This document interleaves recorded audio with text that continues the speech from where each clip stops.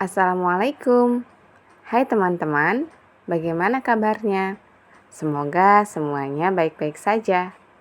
Baiklah, pada video ini kita akan membahas langkah streamline berikutnya, yaitu limits atau batas.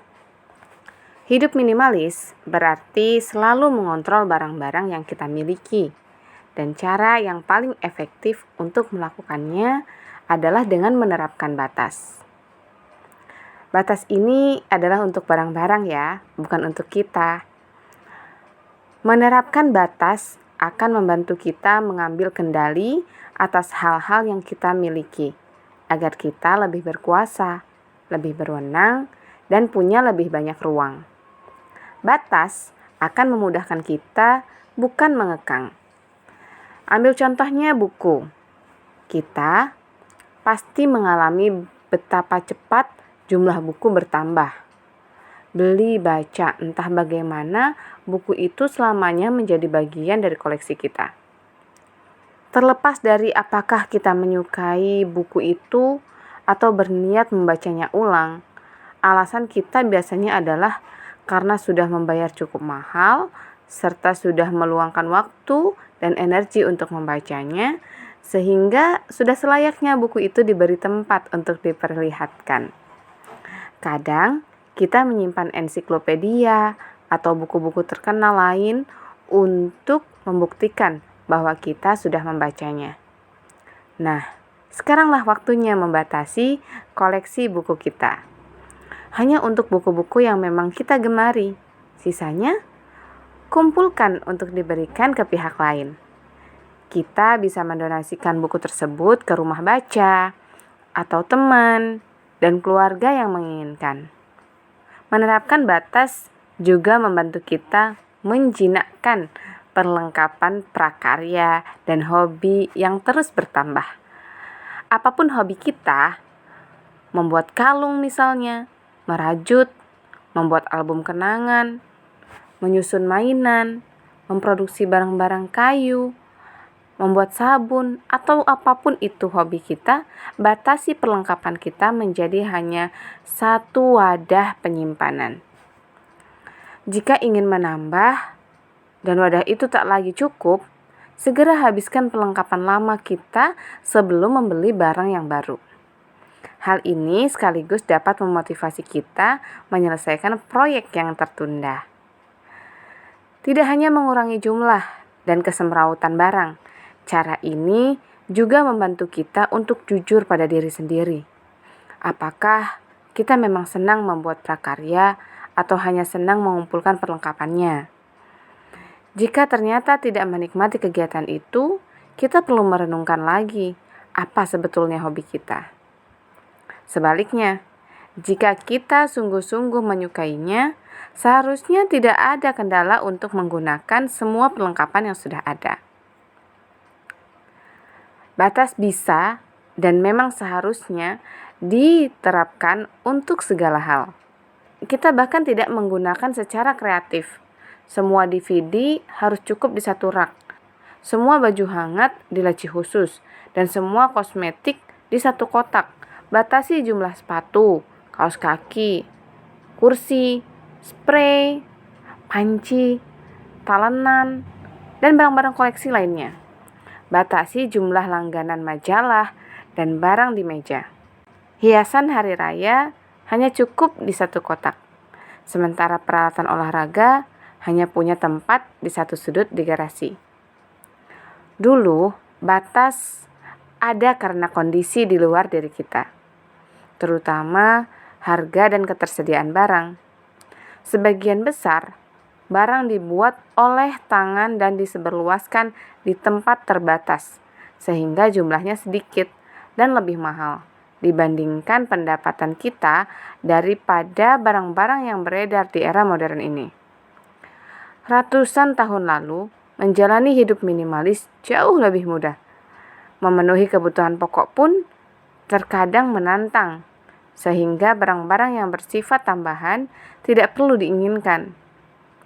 Namun, kini kita bisa mendatangi supermarket terdekat dan membeli apapun yang kita inginkan.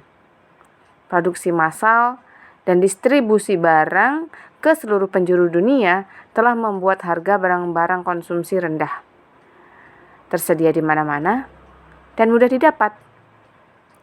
Betul, memang nyaman sekali. Akan tetapi, sebagian besar dari kita telah mengetahui bahwa segala hal yang berlebihan belum tentu membawa kebaikan. Jika tidak berinisiatif membatasi konsumsi diri kita sendiri, bisa-bisa kita tenggelam di antara barang-barang. Menentukan batas pun tidak hanya membantu diri kita sendiri, melainkan memudahkan anggota keluarga lain untuk ikut menerapkan cara hidup minimalis. Jelaskan kepada keluarga kita bahwa semua barang harus bisa disimpan di wadah atau tempat yang sudah disediakan. Batasi jumlah kotak mainan hanya 1 atau 2 wadah, atau pakaian remaja ke hanya 1 lemari. Jika dipupuk sejak awal, kebiasaan baik ini akan sangat menguntungkan. Menguntungkan anak-anak kita misalnya ketika dewasa kelak. Setidaknya membatasi kepemilikan setiap orang ke kamar yang ditempatinya, baik kamar tidur anak, kamar bermain, ruang kerja pasangan, kamar prakarya atau hobi, maupun area bengkel di rumah. Dengan begitu, barang-barang dari suatu tempat tidak akan tercecer ke tempat lain yang merupakan ruang bersama. Tentunya, pada akhirnya batas paling akhir dari jumlah barang kita adalah ukuran rumah kita sendiri.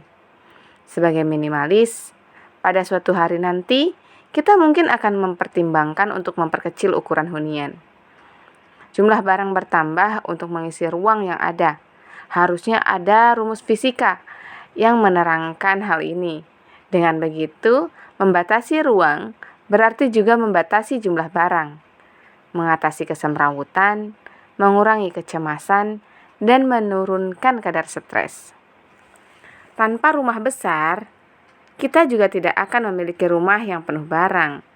Bayangkan, kita pindah dari apartemen tipe studio ke rumah dengan loteng, gudang, dan garasi 2 mobil. Ruang-ruang penyimpanan pasti dipenuhi barang dengan cepat hanya karena ruang itu ada. Di apartemen, kita tidak punya tempat untuk sepeda statis misalnya, sehingga mungkin harus membuang atau menyumbangkannya. Namun, di rumah besar, sepeda itu mungkin akan berakhir di gudang. Akhirnya jadi tumpukan barang-barang deh. Tempat tinggal yang lebih kecil secara alamiah menjadi batas bagi jumlah barang yang bisa kita miliki, sehingga lebih mudah menerapkan hidup minimalis. Jadi, bersyukurlah buat teman-teman, termasuk saya, yang memiliki rumah kecil.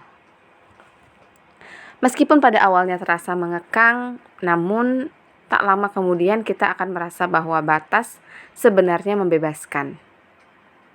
Hidup di tengah budaya yang justru mendorong kita untuk menginginkan dan membeli lebih banyak barang serta melakukan lebih banyak hal. Batas merupakan angin segar. Ketika merasa sangat nyaman dengan batas, kita akan terdorong untuk menerapkannya di bagian-bagian lain dalam hidup. Membatasi komitmen dan kegiatan bisa menciptakan hidup yang lebih tenang serta memberi kita lebih banyak waktu luang. Membatasi konsumsi berarti mengurangi jumlah tagihan kartu kredit dan meningkatkan saldo tabungan. Membatasi makanan olahan, berlemak, dan tinggi gula juga bisa mengurangi lingkar pinggang dan memperbaiki kesehatan kita. Kemungkinan batas benar-benar tidak terbatas. Jadi, tentukan batas kita masing-masing, karena setiap orang memiliki batas yang berbeda. Pelan-pelan saja, tidak perlu sekaligus. Semoga kita semua dimudahkan dalam menjalankan hidup minimalis, hidup zuhud, hidup qanaah. Baiklah, terima kasih buat teman-teman yang sudah nonton sampai akhir. Oh iya, jangan lupa subscribe ya, dan juga like dan share jika dianggap video ini bermanfaat.